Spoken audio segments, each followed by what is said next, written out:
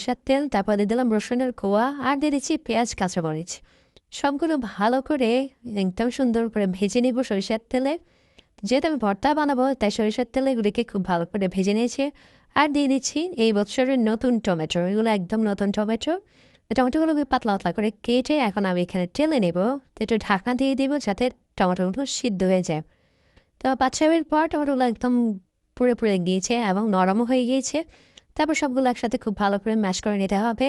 তো একটু ঠান্ডা করে নেব, ঠান্ডা করলে আসলে ভালো করে এটা ম্যাশ করা যাবে।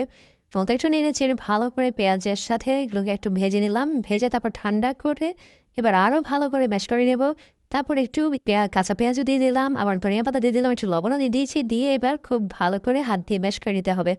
এই তো সবগুলোই নতুন ছিল, এই বছরের নতুন কাঁচামরিচ, আবার টাটকা ধনিয়া পাতাও বেশি করে দিয়ে দিলাম। এই সময় আসলে ফ্রেশ এই ধনিয়া পাতা দিয়ে বেশি বেশি করে ভর্তা খাওয়া যেতে পারে, খুব ভালো লাগে।